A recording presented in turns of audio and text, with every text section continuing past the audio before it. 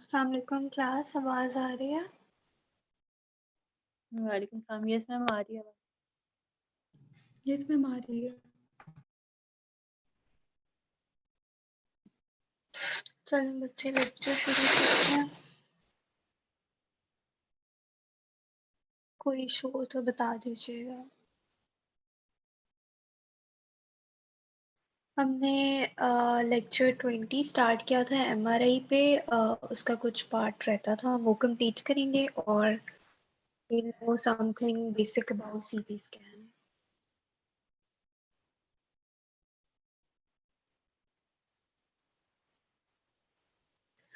सो MRI में हमने continue करना है। कुछ दो टर्म्स हैं that we should know is diffusion weighted आपके जो इमेजेस होते हैं और apparent diffusion coefficient.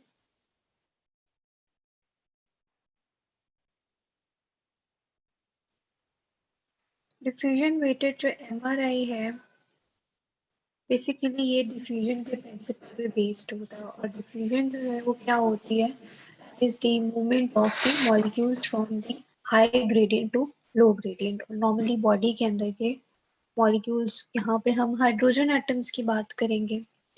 So it is obtained by applying the pairs of opposing and balanced magnetic field gradients।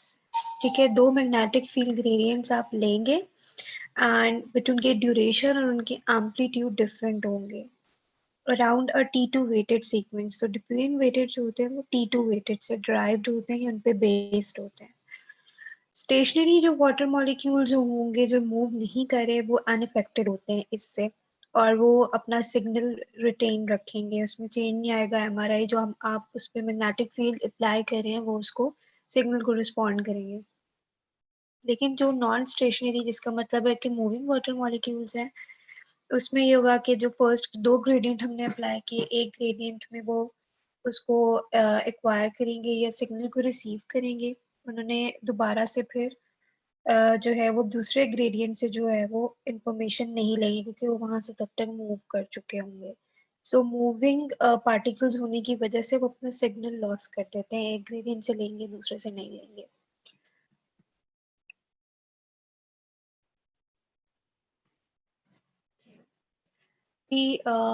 Primary application क्या है इस डिफ्यूजन वेटेड एमआरआई की, कि ये आप ब्रेन इमेजिंग में स्पेशली देख रहे होते हैं इस्कीमिक स्ट्रोक के लिए। जो स्ट्रोक की फाइंडिंग्स होती हैं वो आपको सीटी पे तो इतनी जल्दी चेंजेस नहीं आते हैं, लेकिन जो डिफ्यूजन वेटेड होगा उसमें सिंपल एमआरआई से भी जल्दी आपको लीजन्स नजर आना शुरू होंगी। Lesions tend to appear bright throughout the first stage of the ischemia owing to restricted diffusion की वजह से। So normally तो water molecules move कर रहे होंगे या हाइड्रोजन एटम भी मूव कर रही होगी, लेकिन जब डिफ्यूजन नहीं हो रही है वहां पे कोई पैथोलॉजी आ गई है, इंफेक्टेड एरिया आ गया, मूवमेंट रिस्ट्रिक्शन होगी, तो वो आपको ब्राइट अपीयर होगा। सो दैट इज कि वो हाई इंटेंसिटी का होगा।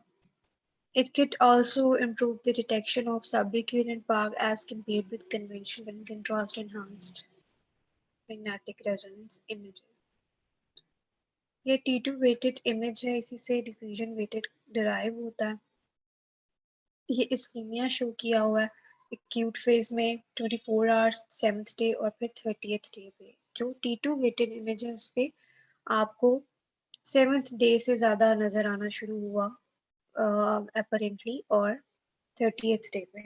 डिफ्यूजन वेटेड पे एक्यूट में स्टार्ट हो चुका है, यहाँ पे आपको विजिबल हो रहा है और ये ब्राइट नजर आ रहा है आपको, और उसके बाद फिर ये डाउनफॉल की तरफ जाता है। ये इसमें एक्यूट 24 और 7th डे और फिर 30th डे तक जो है वो आपको थोड़ा डार्क नजर आना शुरू हो जाएगा। एडीसी जो होता है वो अपरेंट डिफ्यूजन कोएफिशिएंट होता है, और ये हम आगे देखते हैं, इसके बारे में पढ़ लेते हैं, then will get back to this image.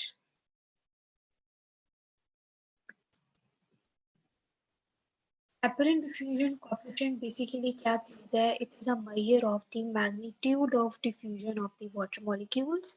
कि हम यहाँ पे हाइड्रोजन एटम की बात कर रहे हैं और हाइड्रोजन एटम जो होती है वो वाटर के अंदर प्रेजेंट है।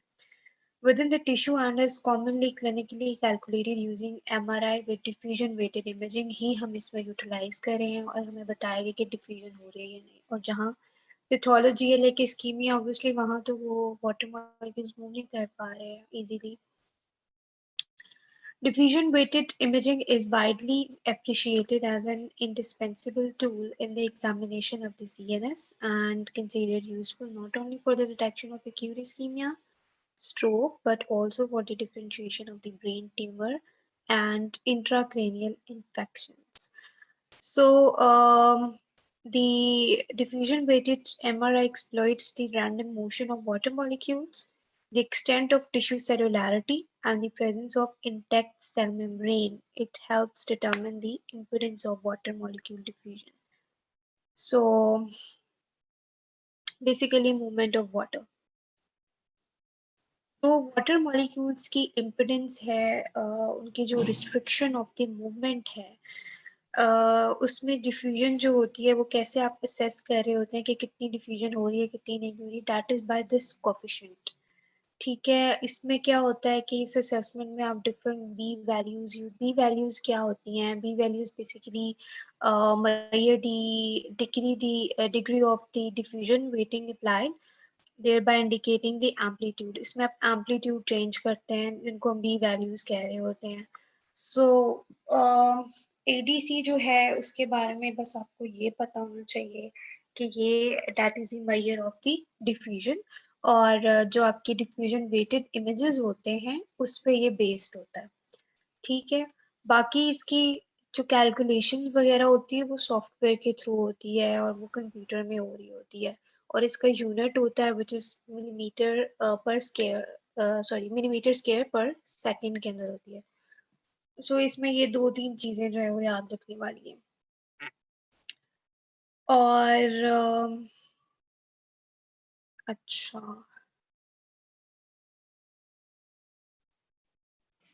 सो जो एडीसी है अगर ये कम हो रहा है तो इसका मतलब डिफ्यूजन कम हो रही है क्योंकि ये उसका मेजर है डिफ्यूजन का। सो अब नॉन इस्कीमिक एक तो इस्कीमिया में एडीसी कम हो जाएगा, इसके अलावा एब्सेस में, लिम्फोमा में, अदर ट्यूमर्स में, मल्टीपल स्क्लेरोसिस, सीजर्स या फिर कोई भी मेटाबॉलिक डिसऑर्डर है। जो एडीसी होता है ना वो आपने डिफ्यूजन वेटेड इमेजेस से डिराइव करना लाइक उसमें आप 2 या उससे ज्यादा इमेजेस लेते हैं और फिर आप डिफ्यूजन को काउंट कर रहे होते हैं, मेजर कर रहे होते हैं। और डिफ्यूजन वेटेड जो इमेज है वो इटसेल्फ कहाँ से T2 वेटेड इमेज से डिराइव हो रहा होता है। So this is how they are dependent. Clinical uses क्या होंगे इसके। क्लिनिकल यूजेस में हाइपर एक्यूट जो स्टेज है हमने वो डायग्राम देखी with in 1 hour minimal hyper intensity जो आपको नजर आती है डिफ्यूजन वेटेड पे स्टार्ट होना शुरू हो जाती है। हमने देखा थोड़ा वाइटिश एरिया में नजर आया तो वो स्टार्ट हो जाती है लेकिन वो मिनिमल थी और एडीसी वैल्यू डिक्रीज हो जाएगी 30% या और इससे भी कम हो सकती है। जो एक्यूट स्टेज होगी इसके बाद उसमें हाइपर इंटेंसिटी और एडीसी वैल्यू ये दोनों ही कम हो जाती है 5 to 7 डेज के बाद।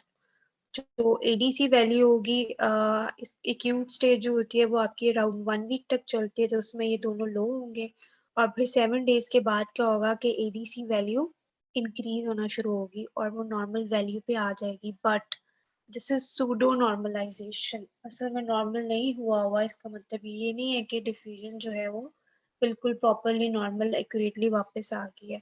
But this is pseudo normalisation. So pseudo normalisation in ADC यही है कि एक्यूट स्टेज के अंदर वो अपनी नॉर्मल वैल्यू के ऊपर वापस आता है और उसके बाद जो सब एक्यूट टू क्रॉनिक स्टेज होगी जब डेज काफी ऊपर हो जाएंगे लाइक अराउंड 1 मंथ तब एडीसी जो वैल्यू होगी वो इंक्रीज हो जाएगी क्योंकि तब तक क्रॉनिक स्टेज के अंदर जो है वो डिफ्यूजन जो है वो रिटेन होगी। So that is called as वेजो। जो एडीसी वैल्यू जो इंक्रीज होती है वो वेजोजेनिक एडीमा उसको कहते हैं क्योंकि वहां पे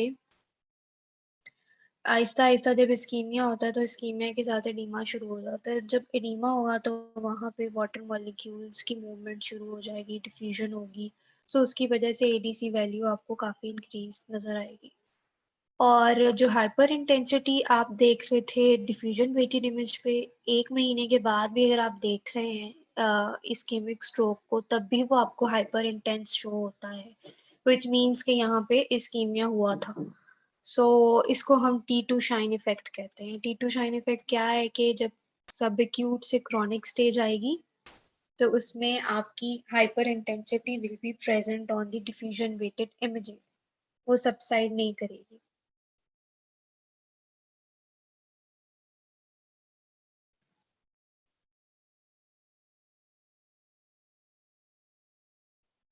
Getting back to those images, आपकी हाइपर इंटेंसिटी स्टार्ट हुई मिनिमली और फिर जो है वो इंक्रीज हुई है, और फिर उसके बाद जो है वो पहले से कम जरूर हो जाएगी, लेकिन स्टिल हाइपर इंटेंस कुछ एरिया आपको नजर जरूर आएगा कि यहाँ पे इस्कीमिया हुआ था। ठीक है, और जो एडीसी है वो इसके इसी इमेजेस से डिराइव हुआ है। पहले जो है वो एडीसी डिक्रीज होता है, फिर जो है वो सूडो नॉर्मलाइजेशन शुरू हो जाती है उसकी, and then it increases around day 30 due to the oedema, जिसको हम वेजो एडिमा कह रहे होते हैं, जो वेसल से एडिमा हुआ होगा लीकेज उसकी वजह से। ठीक है,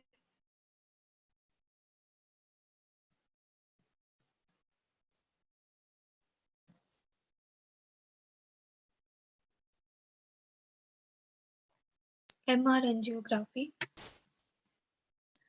सो इसकी 3 टेक्निक्स होती हैं। एमआर एंजियोग्राफी से पता चल रहा है मैग्नेटिक रेजोनेंट एंजियोग्राफी, बेसिकली आप इसमें वेसल्स को देख रहे होते हैं, उनका एमआरआई होता है।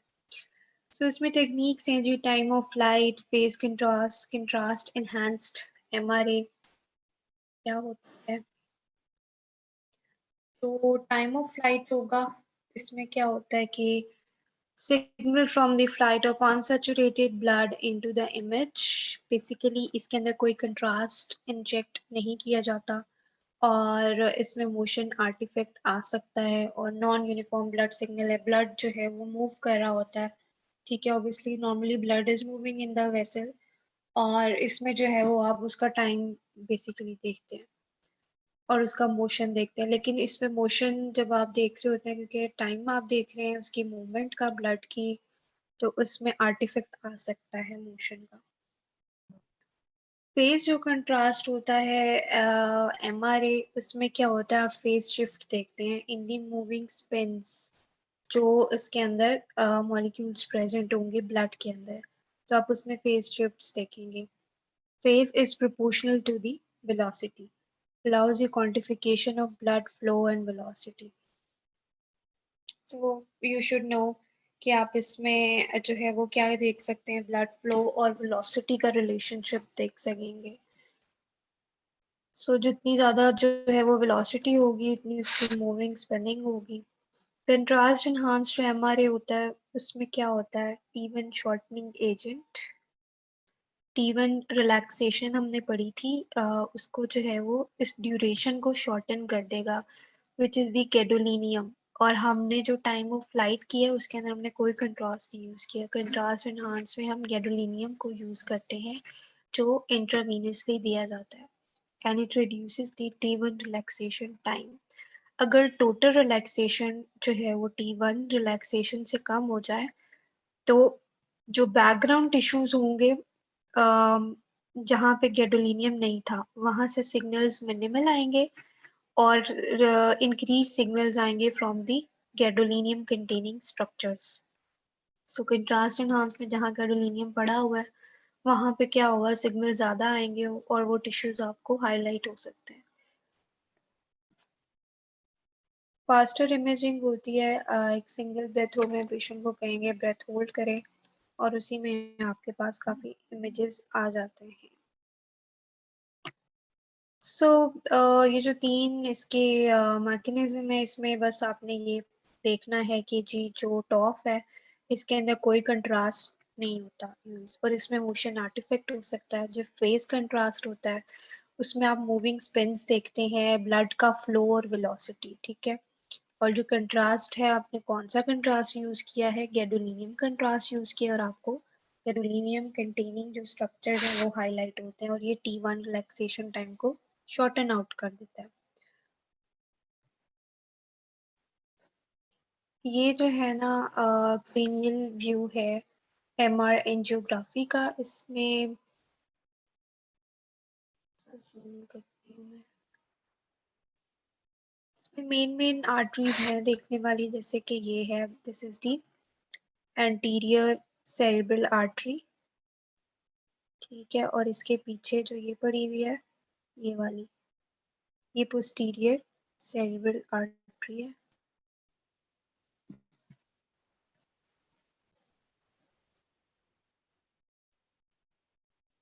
इसके बाद ये जो मेन एक जा रही है, this is the basilar artery. इसमें से ये ना लाइट सी छोटी छोटी निकल रही है, labyrinthine and anterior inferior cerebellar artery को लगे। थोड़ा सा जूम करें तो आपको नजर आएगी। जो पोस्टीरियर इंफीरियर थी वो इसके यहाँ पड़ी हुई है पोस्टीरियर।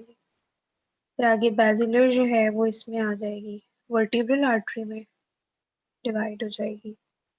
और ये जो आपको बड़ी सी नजर आ रही है that is the internal carotid, ठीक है। ये सारी चल रही है इधर। इंटरनल कैरोटिड का ये सर्वाइकल पार्ट होता है, क्योंकि आप क्रेनियम देख रहे हैं इसके अंदर।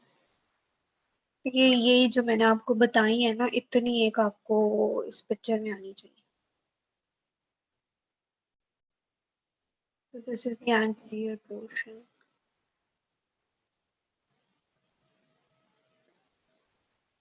इंडिकेशन, आप MR एंजियोग्राफी करवा क्यों रहे हैं?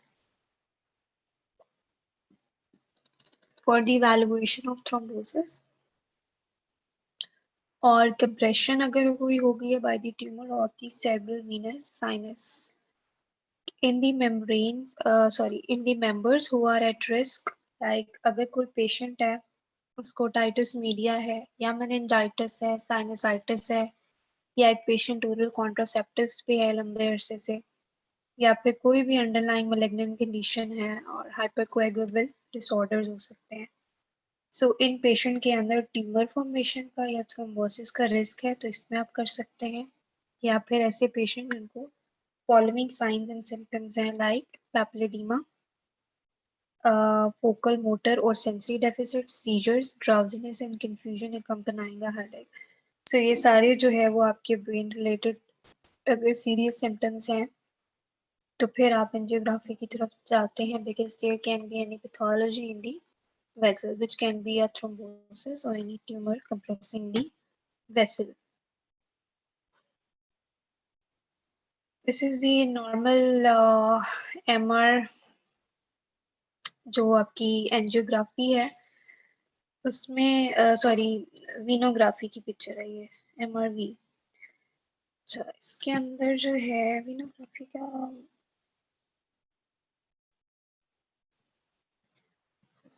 पिक्चर्स है।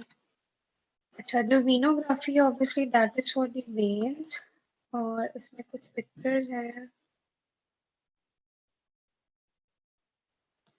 ये सारा आपका क्रेनियम है, इसमें वेन्स ही नजर आएंगे और साथ आपको साइनसेस नजर आ सकते हैं।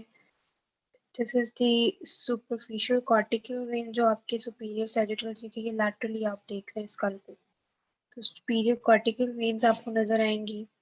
इंटरनल सेरेब्रल वेन्स पड़ी हुई हैं, ठीक है। वहाँ पे आके इसको वेन ऑफ गैलन कहेंगे। और यहाँ पे क्या है, स्ट्रेट साइनस पड़ा हुआ है। और साइनस कॉन्फ्लुएंस होता है जहाँ पे साइनसेस आके मिल रहे होते हैं, दैट इज हियर जल्दी साइनस कॉन्फ्लुएंस, क्योंकि यहाँ से वाइट पड़ा हुआ है और ये वाला आपका स्ट्रेट साइनस है। ये सारे आपके वीनस स्ट्रक्चर्स हैं जो आपको नजर आ रहे हैं।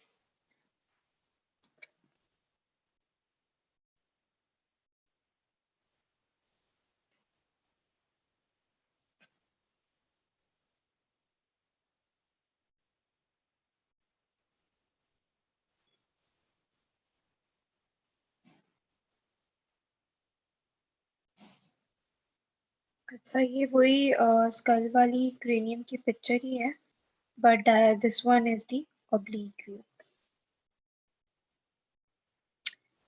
अच्छा, एक मिनट बच्चों।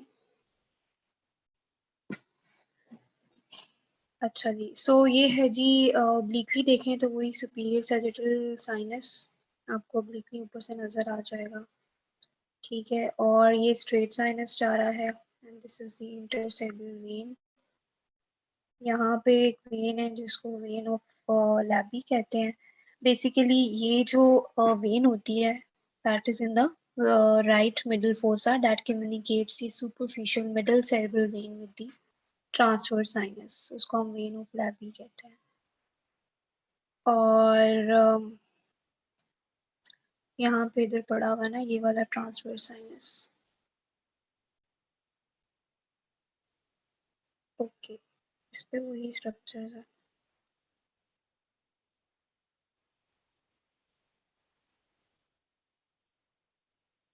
अच्छा, इस सेक्शन पे देखें, this is the superior sagittal sinus and this one is the transverse sinus, ये वाला, ठीक है। और नीचे जाए तो ये वाला sigmoid sinus आ जाएगा, this is the jugular bulb and ये vein of Lavi है। ये चीजें important है। So that was the anterior posterior view। इसमें यही होगा कि कुछ व्यूज आपसे पूछे जा सकते हैं मेन जैसे इसके अंदर मेन बहुत क्लियरली नजर आ रही है, या फिर oblique, ये लैटरल भी इसका इम्पोर्टेंट है और ये वाला एंटीरियर पोस्टीरियर इम्पोर्टेंट है। एमआरआई के बारे में अगर कुछ पूछना है तो मुझे बता दें, आई कैन रिपीट, बाकी फिर हम सीटी पे चलते हैं।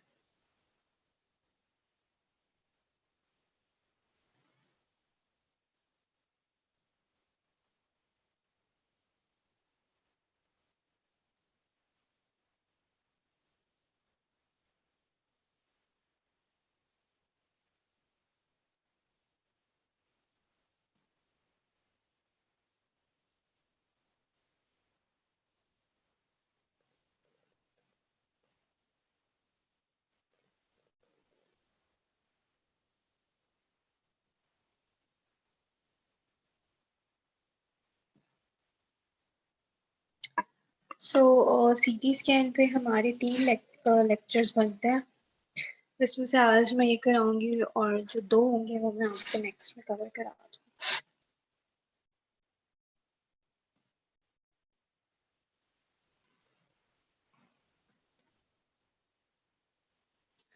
एक्सरे ओबियसली सीटी में भी एक्सरेज यूज हो रही होती हैं, और सीटी था that was founded by Hounsfield, that was an engineer and first application was in neuroradiology।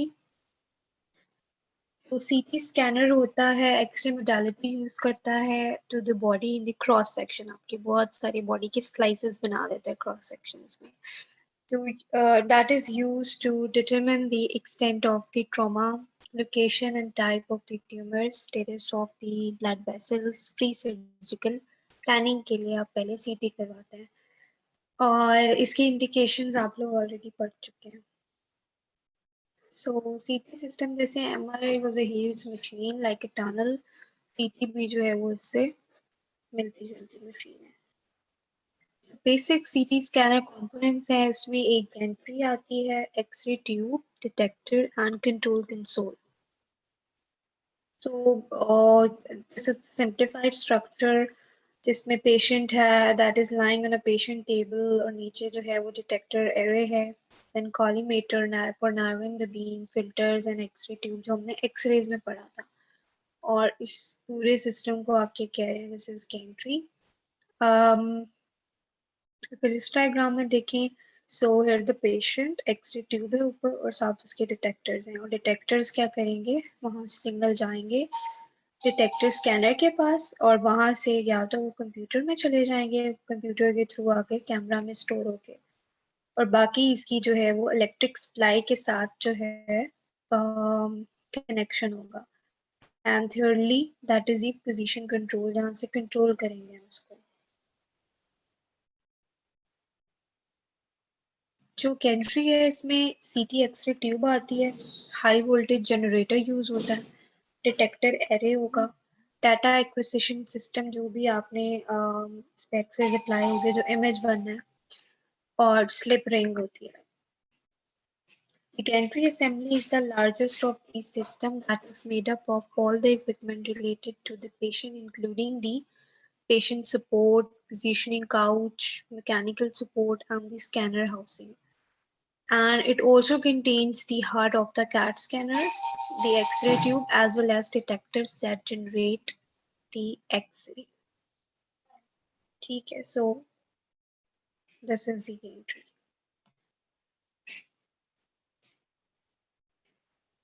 जो सीटी एक्सरे ट्यूब गैंट्री में यूज हो रही होती है, उसकी जो इनोड हीट कैपेसिटी होती है that is from 3.5 to 6.5 mega heat units which determines the maximum जितने मिली एम्पेयर्स आपने करंट उसको दिया, और volume length and generator size. Detector elements present on the display that capture the energy that has not been attenuated by the patient, और वो वापस जो है वो उसको फ्रॉम दैट इज टिश्यू से वापस रिफ्लेक्ट होगी. सो वो डिटेक्टर उसको डिटेक्ट कर लेंगे. कंट्रोल कंसोल होता है दैट इज उसमें ये आपकी कंप्यूटराइज चीजें आ जाती हैं कंप्यूटर की. इसमें सेट स्कैन पैरामीटर होता है कि आपने के लाइक साइजेस के क्या स्लाइसेस के क्या साइजेस होने चाहिए. So there are some parameters, और आप उसमें कितना करंट अप्लाई करना चाह रहे हैं मिली एम्पेयर्स के अंदर, kilo voltage peak, scan time, कितना टाइम आपको चाहिए.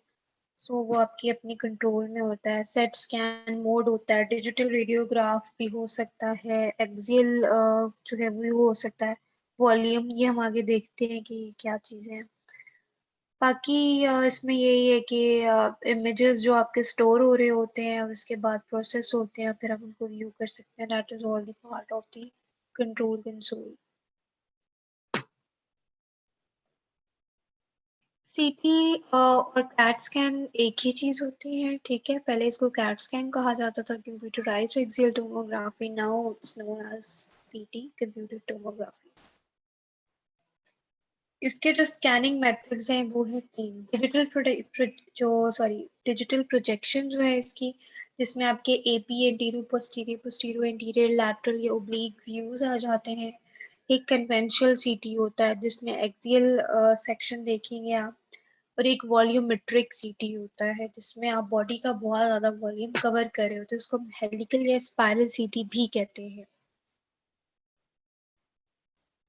तो डिजिटल प्रोजेक्शन है, इसमें इन तीनों के अंदर जो डिफरेंस है ना, ये एक इम्पॉर्टेंट चीज है, वो देख लीजिएगा जी. कि एक्सरे ट्यूब और डिटेक्टर जो है वो स्टेशनरी रहेंगे. Like this, the patient is lying on the table, ऊपर से एक्सरेज आ रही है, नीचे है जी डिटेक्टर.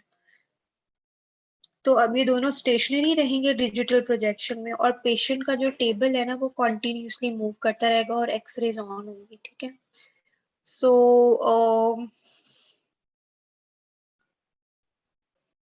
एक्सियल होता है. एक्सियल में आप क्या करते हैं कि एक्सरे ट्यूब और डिटेक्टर को 360 पे रोटेट करते हैं और पेशेंट को स्टेशनरी करते हैं. So that is opposite to the digital one.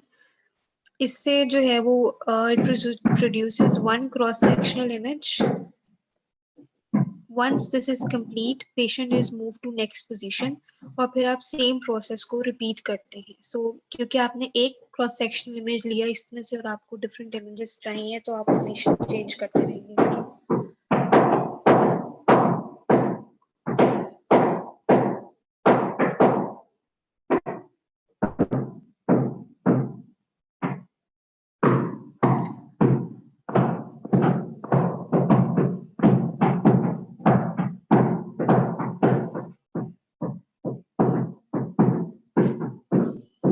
Okay, there is some noise of construction.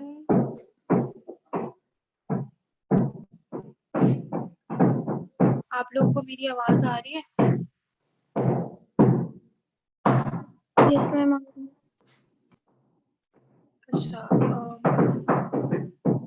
Minute के लिए मैं 2 मिनट वेट कर लूँ।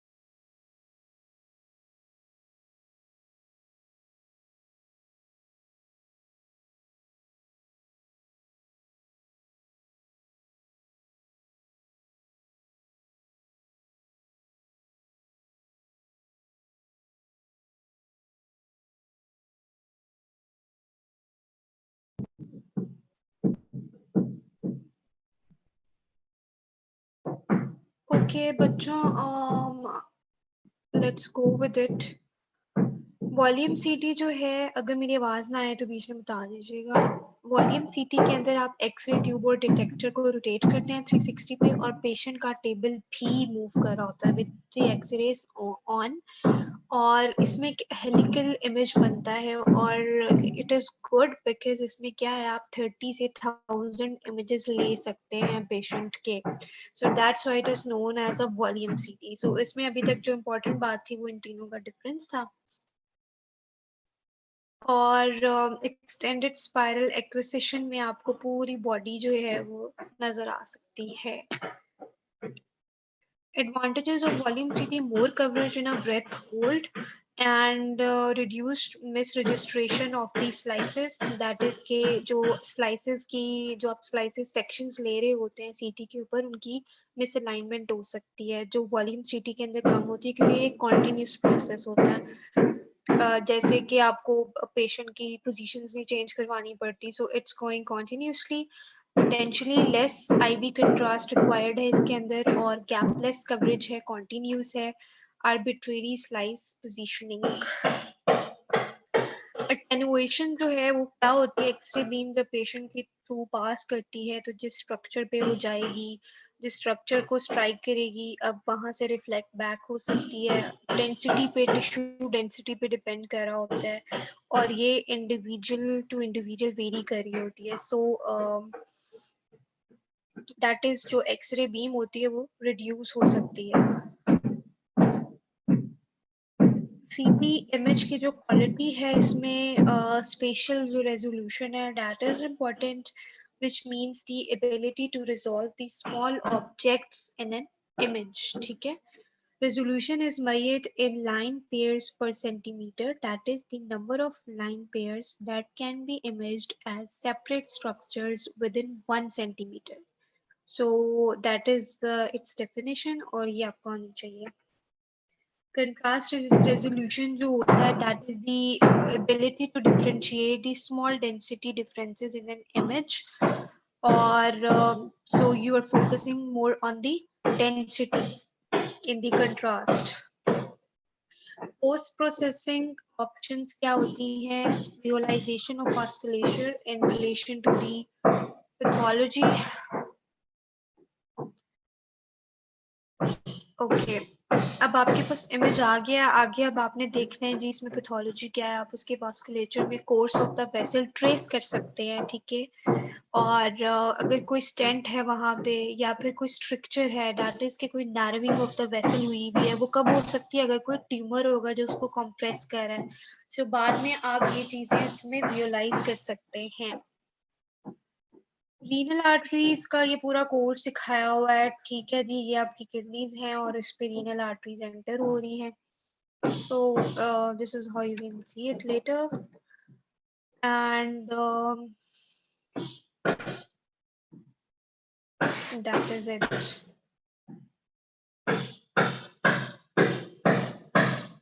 ओके, कोई क्वेश्चन तो पूछ ले। आज में जो सीटी में हमने पढ़ा है इसमें उसमें बस ये कुछ चीजें देख लीजिएगा। सीटी की ओवरव्यू कि उसकी मशीन का ओवरव्यू क्या है, और उसके बाद there is much disturbance, very sorry for it but I can't help it इधर। और दूसरा इसमें ये है कि जो आपने टाइप्स देखी हैं इसकी, उसके डिफरेंशिएशन देख लीजिएगा। हेलिकल सीटी में वॉल्यूम सीटी जो हमने पढ़ा है ना, इसका तीनों का डिफरेंस। बाकी हम सीटी को कंटिन्यू करेंगे in detail with images in our next lecture and attendance will be on recording. अस्सलाम वालेकुम मैम। जी वालेकुम अस्सलाम। मैम कुछ पूछना था आपसे। हाँ जी पूछिए। मैम जो आपने असाइनमेंट दिया है उसमें आपने क्रेनियोलेटरल और मीडियोलेटरल व्यू देखने को बोला है, लेकिन क्रेनियोलेटरल तो कहीं भी नहीं लिखा हुआ, क्रेनियोकॉर्डल है हमें मिल रहा है। मैंने क्रेनियोलेटरल लिख दिया है, that was my mistake. Craniocaudal ही व्यू है और और मैम मीडियोलेटरल। एडवांटेजेस और ड्रॉबैक्स जो हैं वो डिजिटल मेमोग्राफी के हैं, ओवरऑल मेमोग्राफी के तो नहीं है। हाँ तो वही मेंशन कर दें। चलें ठीक है मैम जी, और बस यही क्रेनियोकॉर्डल करना। व्यू है, it's not craniolateral. If I have written it that was by mistake. Craniocaudal ही मेंशन करना है आपने। ओके मैम, और मीडियोलेटरल ओब्लिक व्यू है जो वो वाला लिखना है। हाँ हाँ जी, मीडियोलैटरल ओब्लिक होता है। Okay ma'am, thank you so much. Okay बच्चों, I am going to finish the lecture, बहुत ज़्यादा डिस्टर्बेंस है।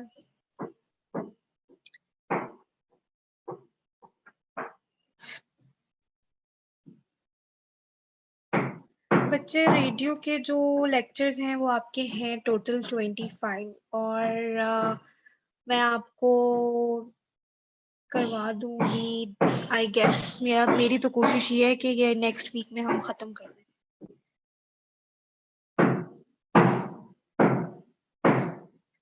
चलें ओके बच्चों, अल्लाह अस्सलाम वालेकुम मैम। हाफ़िज़।